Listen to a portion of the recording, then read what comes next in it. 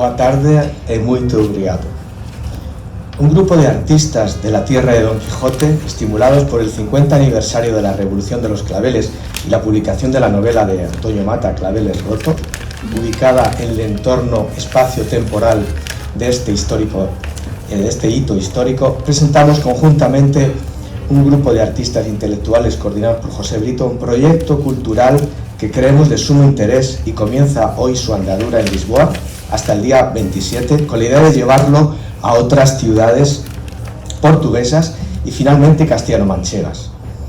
Nos sentimos hermanos, no nos sentimos hermanos mayores vuestros, nos sentimos vuestros hermanos.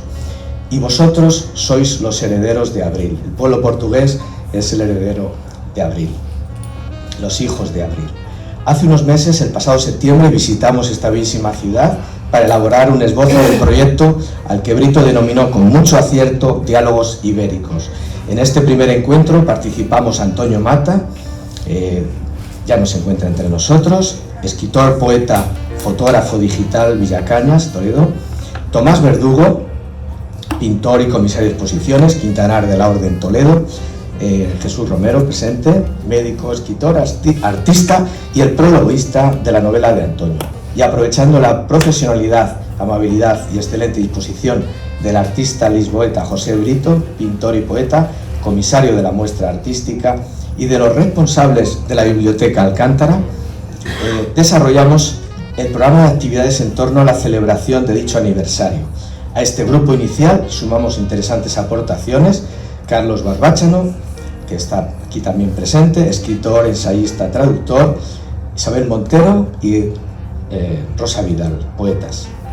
Debemos agradecer a la Biblioteca de Alcántara, que ha mostrado desde el primer momento de nuestra visita a su sede un gran interés por Claveles Rotos, por la exposición artística, pintura, escultura y fotografía, así como el resto de actividades propuestas: conferencias, mesa redonda, poesía, una videoconferencia muy interesante también, música y visitas guiadas el último día a la exposición.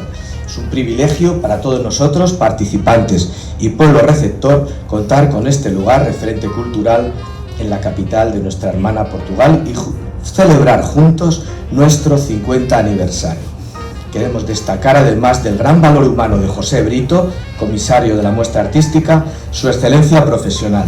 Brito es considerado un referente del informalismo ibérico, nacido en la península en la segunda mitad del siglo pasado y que entre nosotros tiene como figuras a representantes de las posvanguardias: el Grupo El Paso, Rafael Canogar, Saura o Millares, el Grupo Tau Alset catalán, con Tapies a la cabeza, Rafols, Brossa, Ginovar, la escuela de Josep Niebla, amigo común de los dos, ¿verdad? Antonio, por el grupo portugués acompañan a nuestro anfitrión dos artistas también de extraordinario peso: Megumi Karasawa, que hoy no se encuentra en este momento aquí, está convaleciente de un proceso catarral, pero ha venido desde Japón para estar aquí con nosotros, seguramente se presente en cualquier momento, y Antonio Delgado. Nuestro leitmotiv no es otro que presentar un proyecto cultural de hermanamiento entre los dos países a través de la cultura y el arte en unas fechas de indudable eco internacional como es el 50 aniversario. Es una oportunidad única. Este grupo español llega a Lisboa con alegría y una gran esperanza, que no es lo mismo que optimismo. No es lo mismo. Me refiero a la esperanza de que detrás de este proyecto tan ilusionante, Diálogos Ibéricos, nos acompaña la certeza de que tiene un sentido independientemente de cómo resulte al final. Me explico. La esperanza va respaldada por unas expectativas y una razón de ser, y además el deseo, o mejor, da crédito de la realidad y es portadora de un futuro, o la necesidad de un cambio, inherente al concepto de esperanza. No estoy hablando de la convicción de que todo salga bien. Etimológicamente, la palabra portuguesa jubileu, traducción de aniversario, procede del vocablo latino jubilare, que significa alegrarse. Y hoy la mayoría nos regocijamos de vuestro hito histórico, que es nuestro hito también. Pero si vamos a hablar de revolución o las revoluciones, surge de nuevo con luz propia el término esperanza. Esperanza en portugués. La esperanza es una condición necesaria para que la vida sea posible. Por eso representa para el pensador Bachmann la condición humana por antonomasia. Esperanza florece en tiempos de adversidad, pero donde los elementos negativos enfrentados como miedo, depresión y pesimismo apenas tienen fuerza o entidad. La revolución requiere un caldo de cultivo óptimo, esperanza y paciencia, lo mismo que un cazador que se encuentra a la espera en una noche estrellada de verano. En los momentos previos a las revoluciones hay individuos que esperan, que tienen esperanza y gestionan las circunstancias adversas no con pesimismo, sino con ilusión, con la esperanza de encontrar una solución o un nuevo camino, lejos de posturas inmovilistas o de aceptación o miedo, que caracterizan al concepto tan criticado o negativo de esperanza que sostienen otros autores existencialistas como Camus. Además, esperar significa también, nos lleva implícito, expandir la esperanza, alimentar la llama alrededor. Por esta razón, y siguiendo a Gabriel Marcel, la esperanza es el fermento de la revolución, el fermento de lo nuevo. Quizás sea esta la explicación de que florezcan movimientos de expresión nuevos, literatura, poesía, pintura, teatro, arquitectura. Luego veremos si son causa o consecuencia o simplemente vienen dados de forma paralela. Agita a una sociedad y ésta creará un arte nuevo, un arte diferente. Hoy nos encuentra entre nosotros Antonio Mata, uno de los miembros del grupo y quizás el más importante si consideramos que la presentación de hoy aquí de su libro Claveles Rotos constituyó el embrión del proyecto, como hemos comentado.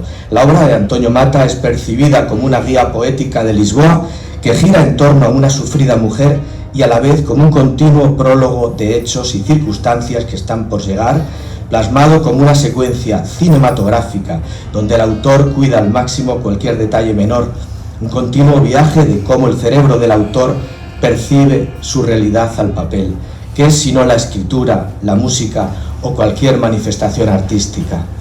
En este libro, como el último Nobel portugués, Mata desenmascara una sociedad, su sociedad podrida y desencajada, una sociedad que no usa la razón para defender la vida, casi siempre la usamos para destruirla, palabras de Saramago. Y lo mismo que el maestro Saramago en su ensayo sobre la ceguera, el reino de la desesperación y la ley del más fuerte, la COVID-19 nos han zarandeado fuertemente y del Homo Deus de Harari no ha quedado casi nada. Pero lo que se trata, o al menos a mí me interesa, es saber si hemos aprendido algo con lo que hemos vivido. A veces lo dudo. Creo que no nos quedamos ciegos, creo que estamos ciegos. Ciegos que ven, ciegos que viendo no ven, de Saramago. Ciegos que ven, ciegos nas no ven. Mata es un gran conocedor primero y amante después de Lisboa y lo lisboeta, lo ibérico también, como lo ha demostrado desde siempre. Se refiere a ese Lisboa lluvioso que en primavera convoca al aquelarre, esas reuniones nocturnas de brujas y brujos tan hispanas, con la supuesta intervención del demonio frecuentemente en la figura del macho cabrío, tan magistralmente representados por la paleta de nuestro pintor expresionista Gutiérrez Solana. No olvidemos que el expresionismo ibérico nace con Goya. Antonio Mata es conocedor de la cultura portuguesa, su historia, sus gentes y emociones, y especialmente de la emoción en grado superlativo, la saudade, que invade el alma de esta gran ciudad, que es algo inexplicable porque te derrota, aun estando donde quieres estar. Estremecimiento que ya te había sucedido antes, en otro tiempo en el que las cosas eran distintas. Una especie de déjà vu. Rafael Soler, poeta madrileño, gran poeta, se refiere a valores como dignidad y la esperanza de los protagonistas de esta novela. Otros valores, ya lo hemos hablado aquí, están presentes: respeto, la humanidad, la libertad, el deseo de igualdad y justicia están presentes en la obra de Antonio Mata. Mata inventa al yo mujer, un personaje literario con el que Lisboa comparte el protagonismo de nuestra obra. La mujer y todas sus causas y derechos está presente tanto en la protagonista como en otros personajes femeninos de la novela. Antonio tenía bien claro que era necesaria la participación de la mujer en todos los ámbitos, una mayor feminización de la vida. Y si nos referimos a la literatura, dado que la mujer supone más de la mitad de la ciudadanía, deberían contar la mitad de las historias al menos. No parece justo desaprovechar tanto talento. Antonio una vez me dijo que escribir como vivir es ante todo dejar cosas sin hacer, elegir. Siempre deberíamos, tras una reflexión crítica, elegir. De lo contrario, otros lo harán por nosotros y muchas veces en contra de nosotros. Ortega y Gasset, la cita de nuestro filósofo más internacional, con Unamuno. Para comprender de veras al mundo hay que detenerse y participar a fondo de la vida que vivimos y que vamos dejando detrás, aunque todos a veces estamos en la vida sin saber qué es la vida. Seguimos buscando respuestas, aunque como bien dice Antonio Mata, bajo la inspiración del Saramago filósofo, en el fondo siempre somos lo que fuimos en esos primeros años. Mis últimas palabras, Antonio, que no serán mis últimas palabras. La cultura primero, después el alma del poeta y sus ideales unieron nuestros caminos para siempre. Su arte fue una forma de comunicar, denunciar, criticar y a la vez una forma de generar identidad, memoria y reconciliación a través de su poesía, relatos y fotografía. A Antonio le gustaban mucho los abrazos, como a mí, y a ambos nos gustaría vivir en un mundo más justo, donde la solidaridad entre los pueblos fuera un valor esencial. Quizás sea la fraternidad, según Octavio Paz, el principio o ideal de la Revolución Francesa, del que esta solidaridad, del que esta sociedad se ha alejado más. Creo que Antonio era un bohemio. Su estilo de vida intentaba apartarse en lo posible de las convenciones sociales y anteponía el arte y la cultura sobre lo material. Anteponía a sus amigos, visitas al Auditorio Nacional, un almuerzo típico manchego con unas gachas, visitas a cafés de la capital madrileña. En uno de ellos me honró, en el Café Gijón, con un encargo muy especial que no olvidaré, realizar su prólogo nada menos que de esta novela, de Claveles rotos. Cuando estábamos juntos nos sentíamos los dos bohemios. Vivimos un tiempo oscuro.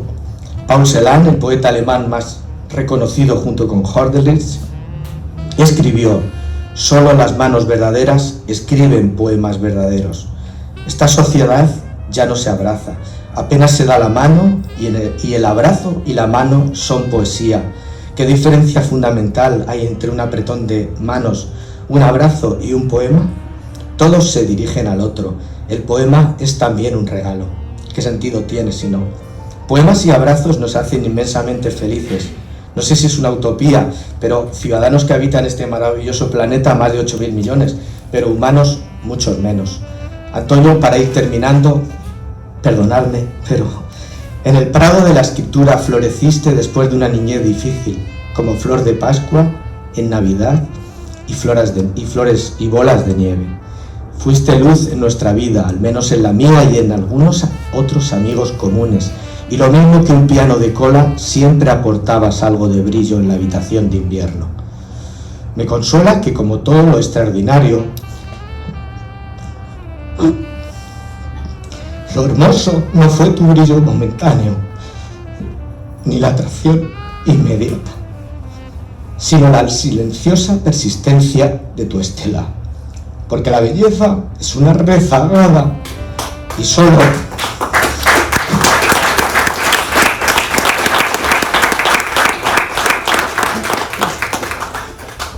es tiempo después, me estoy refiriendo a la belleza, cuando las cosas y las personas nos regalan su fragante esencia a base de la acumulación de sedimentos que no son sino vivencias.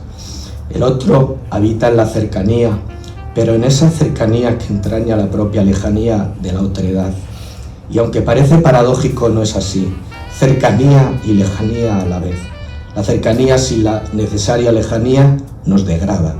Tú siempre supiste respetar al próximo. Antonio, estás tan cerca que parece que no estás aquí. Antonio, tú también eres un hijo de abril.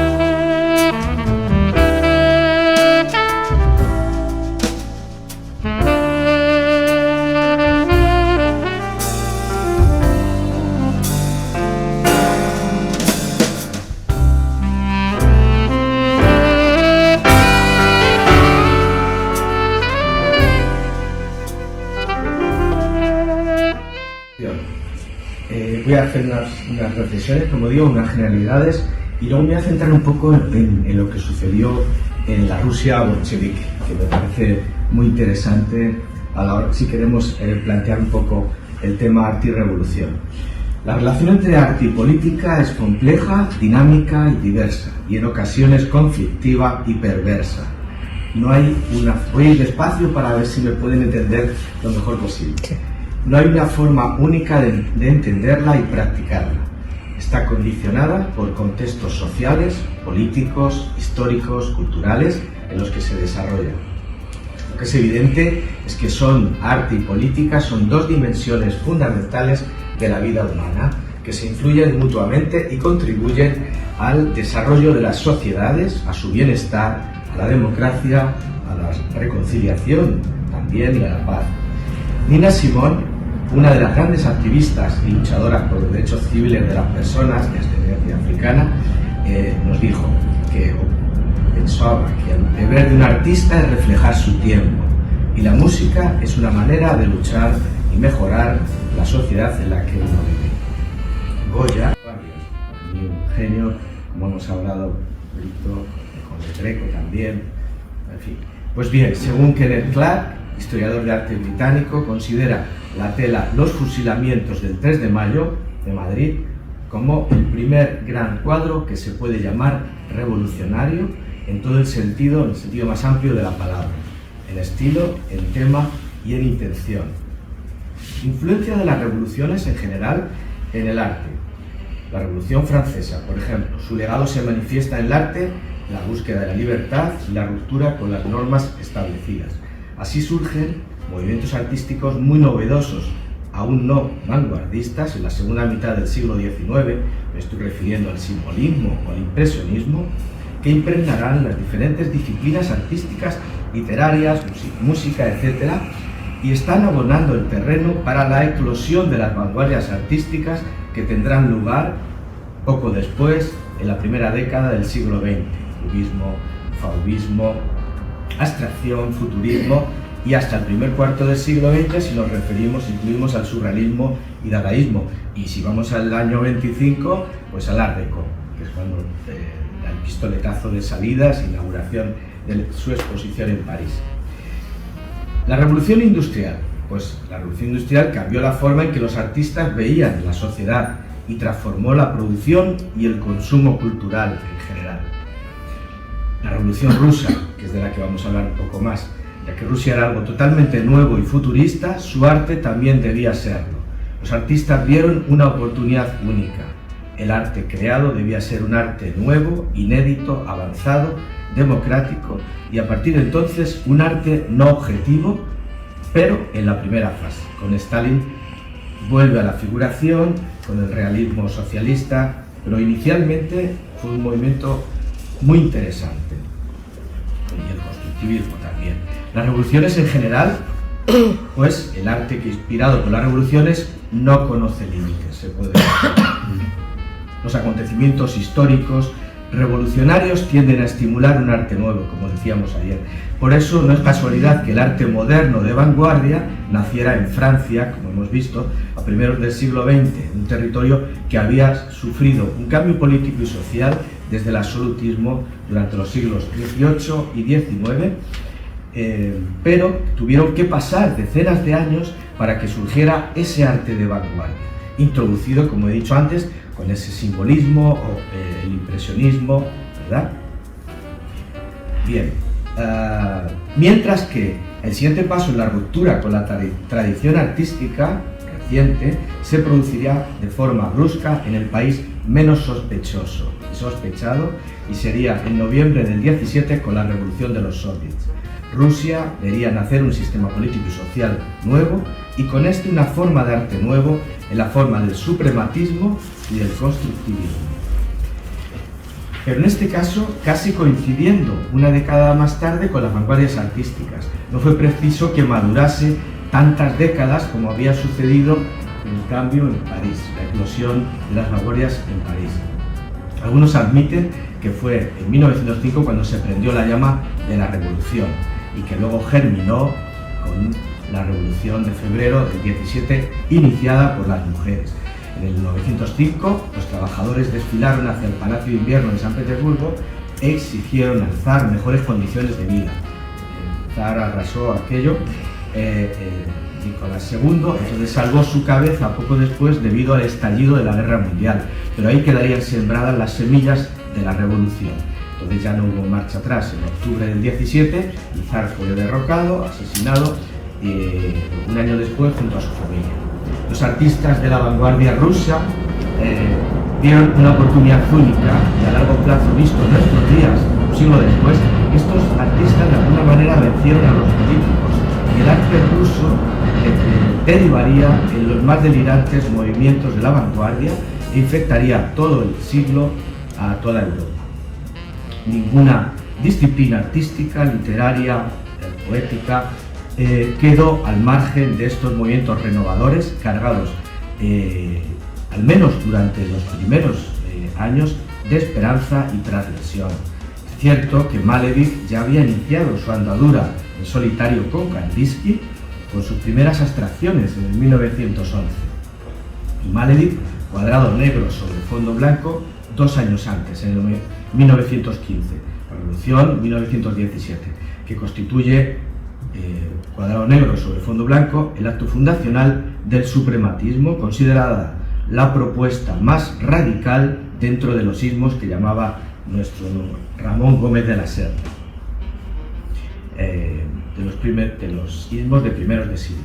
Decía que estos artistas, al menos en los primeros años, contaron con una libertad plena de acción y algo insólito, se encontraban al lado del poder, no en su contra, cosa bastante rara si nos referimos a los movimientos artísticos recientes, no a aquel arte creado siglos atrás en el Renacimiento o durante la Ilustración al servicio de la Iglesia o de la aristocracia, nobleza.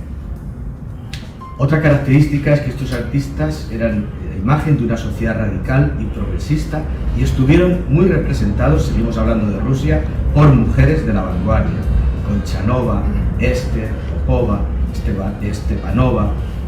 Se llegaba a la práctica la célebre máxima de Karl Marx: el progreso social solo puede ser medido por la posición social del sexo femenino. Me parece muy interesante este concepto, aunque fuera solo inicialmente, ya que la Rusia de los soviets inicialmente sí que luchó activamente por la igualdad entre hombres y mujeres en cuanto a salarios, jornadas laborales, permisos, vacaciones, etc. Estas mujeres eran llamadas las amazonas de la vanguardia, el cubo-futurismo ruso y el constructivismo. Podemos hablar un poco de Malevich y su abstracción. Él desvincula toda voluntad de representar y un objeto de la realidad. Ya había iniciado esa revolución Kandinsky, que para mí es uno de los grandes, con Picasso, Kandinsky. Malevich, suprematismo, pero antes que Malevich está Kandinsky. Malevich bebe en Kandinsky. Malevich inició un estilo absolutamente propio que abogaba por la abstracción pura, geometrías, formas y colores que pretenden emocionar, supremacía de la emoción y la sensación pura, alejándose de toda subjetividad y del mundo conocido, creando una pintura sin referente, un arte que no describiera nada, la no objetividad. La forma no pasa de ser mero contenedor del color y el color en sí un creador de espacio. Crear un arte que no fuera decadente, burgués ni capitalista. Su objetivo era democratizar el arte y que fuera inteligible, aunque esto no siempre se consiguió, no siempre estuvo al alcance del pueblo, y además que sirviera tanto al pueblo como al servicio del régimen, reconociendo la importancia del arte como herramienta política. Aunque, como veremos, este arte de vanguardia rusa, a partir del establecimiento del régimen Stalin, a partir del 32, fue tachado precisamente de todo eso, y además de individualista. En estos años iniciales, en esta primera fase, vamos a decir, nace el constructivismo o arte de la construcción. Arte e ingeniería van de la mano, se valoran los materiales y su eficacia. Un cartel constructivista, una torre, un edificio eran arte, y algunos los llevaban al extremo como Rodchenko y crearon el arte conceptual y empiezan pintando lienzos monocromos donde reducían la pintura a su condición lógica. así el título de una de sus obras, La muerte de la pintura. Los artistas que se habían identificado con estas corrientes de la vanguardia europea, cubismo, futurismo, dadaísmo, etc., abrazaron sus ideales como una posibilidad liberadora al calor de la revolución. Proliferan cosas útiles de diseño que son arte, fotografía, fotomontajes, muebles, edificaciones, escenarios de teatros, películas con cineastas como Berto o Eisenstein, famoso por Iván el Terrible, con música de Prokofiev, producen obras absolutamente revolucionarias en aquel momento. Surgen movimientos como el cubo-futurismo ruso, representado muy bien por las mujeres, y dos tendencias constructivistas en conflicto: el sector idealista, protagonizado por Kandinsky y Malevich, que creían que la pintura podía cambiar el universo y gracias a ella todos podíamos vivir felices para siempre. Malevich llegó a declarar: mi pintura no pertenece únicamente a la Tierra, y llegó a llamarse a sí mismo presidente del espacio, planteándose seriamente que un satélite suprematista soviético viajara por el cosmos para esparcir la revolución. Por otro lado estaban los llamados productivistas, con los pies en la tierra, que tenían gente como Tatlin y Rodenko, que fueron más apoyados por el plan de propaganda comunista, con propuestas más realistas, pero dentro de su rabiosa experimentación. Así el proyecto majestuoso de la Torre Espiral de Tatlin, 400 metros, que hubiera llegado a competir con la Torre Eiffel, de geometría constructivista, acero cristal, creada en 1920, y que constituye el nacimiento formal del constructivismo. En la segunda parte de la revolución, aunque tiende a simplificarse esta posición del Estado frente al arte futurista ruso en dos etapas, la primera identificada con Lenin, la segunda identificada con Stalin, no fue exactamente así, pero esta división es bastante práctica. Por ejemplo, Lenin se enfrentó bien pronto, en 1919, a su amigo y colaborador máximo en la revolución, Máximo Gorki. Aunque resulta, como digo, muy fácil, muy útil esta forma de dividir el arte ruso revolucionario en dos etapas. Una vez establecido el régimen y al desaparecer Lenin, los movimientos de vanguardia fueron vistos con sospecha y paradójicamente lo experimental e innovador empezó a considerarse decadente, burgués e individualista. La población no sabía qué era eso del arte experimental y tal. Incluso gran parte de la cúpula político-militar tampoco. Incluso el mismo Lenin no era de su agrado, pero entendió que era necesario dejar libertad inicialmente a sus creadores. Pero cuando Stalin se hace con el poder en el 32, el arte sufre un paso atrás y una regresión sin vuelta de hoja. Si queréis continúo o me estoy prolongando mucho, lo como queráis. ¿Qué os parece?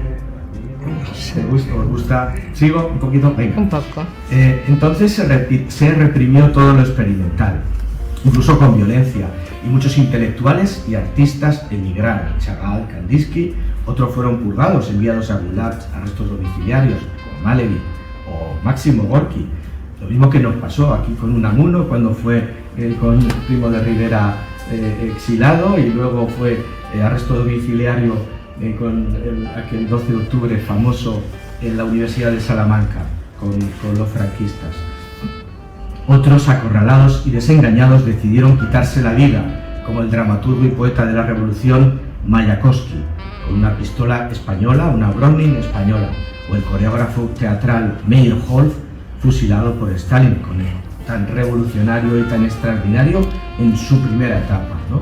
Surge entonces el realismo socialista, que transmite una falsa utopía, nada que ver con el arte abstracto y la no objetividad, una vuelta al realismo, a la figuración, con una clara intencionalidad, todo lo contrario del mensaje a lo que habían llevado a cabo hasta entonces, un mensaje revolucionario y de propaganda, pero en el peor sentido de la palabra.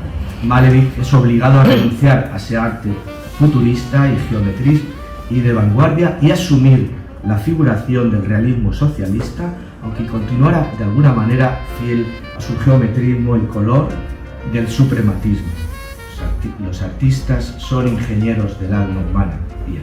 Máximo Gorki, escritor icono del levantamiento que hemos mencionado antes, amigo de Lenin, declaró que el realismo socialista debería ser proletario, inteligible al trabajador, típico, mostrando escenas de la vida cotidiana, realista y figurativo, no abstracto, volvíamos a lo figurativo, a lo realista, y partidario, al servicio del Estado y del partido. El impacto y el legado del constructivismo se ve hoy aún en día, en arquitectura, diseño, publicidad, tanto comercial como política, campañas electorales, etc. Aunque durante décadas se pretendió que la influencia fuera mínima en Occidente por la retórica sobre el bolcheviquismo, como supresor de la libertad creativa, pero no es del todo cierto, como hemos visto, y depende del momento al que nos refiramos. Además, el espíritu optimista de estos constructivistas contrasta con el nihilismo que se había arraigado en los intelectuales europeos tras la Primera Guerra Mundial.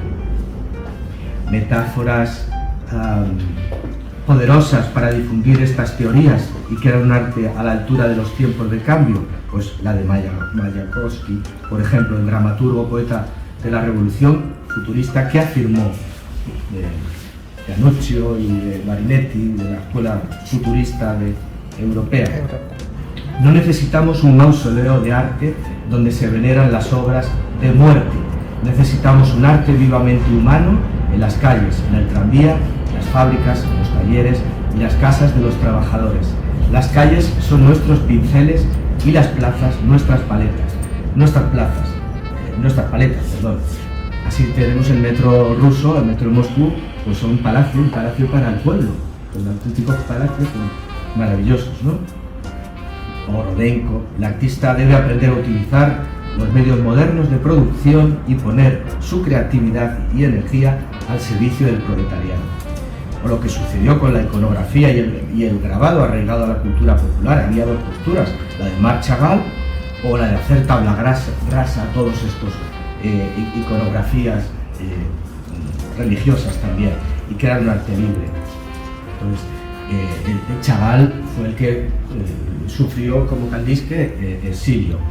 De ahí que, por ejemplo, cuando se expuso Cuadro negro sobre fondo blanco de Malevich, se ubicara en la esquina de una habitación en lo alto,